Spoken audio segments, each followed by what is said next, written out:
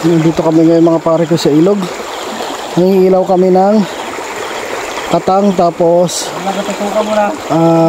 namamana kami ng mga maliliit na isda o bunog o kaya mga hipon. Ay, may pinapana dito si Samuel sa may butas daw. O huli. Huli. Baka umatras. Matras? Ito siya sa butas. Iba ito yung butas niya, lalim mo. O, ito naman ang butas niya. Oo. Mamaya balikan natin. Marami na ba? Marami na Ito yan na huli mo. Kasama muna. Ito yan na huli mo. Kasama nga. Tingnan natin. Gara ng ano mo baslay mo Ito yung nahuli ni Samuel. Tingnan natin. Kasi makita eh. Makita ko dito. Ayan. Meron na rin. Oh, lalaki na rin Ako nahuli ko, maliliit pa. Hindi makita. Ano ba yan? Ano ba yan? Maliit masyado. Mahirap kunin yan. Nakala ko yung gibo? Ay hindi. Hindi nakala. Nagtaray.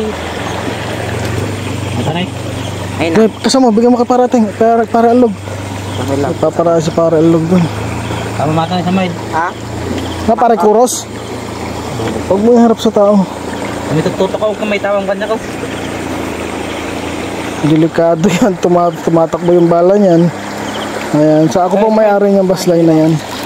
Ako po gumawa niyan. Talagang pinaghandaan namin to Ano mo? Para alog. Bigyan mo ka para alog.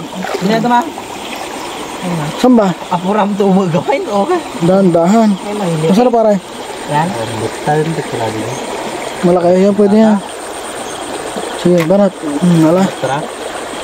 Ano yung ginaala? Atani, dakil na.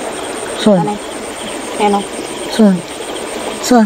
Yan kuya Gibo. Oo, yan. Sige, bato mo. Hindi malaking suso May malaking bunog. Try mo. Tamaan. Yan. Tutok mo na.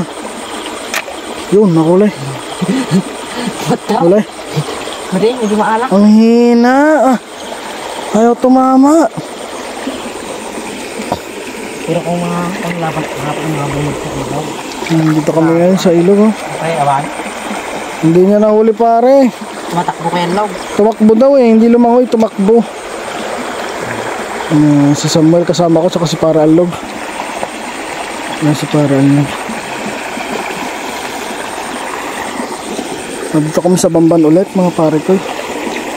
Dito lang kami madalas manghuli dahil dito lang naman ang medyo malapit-lapit sa amin. Abangan nyo mamaya, papakita namin kung marami kaming nahuli. Samuel.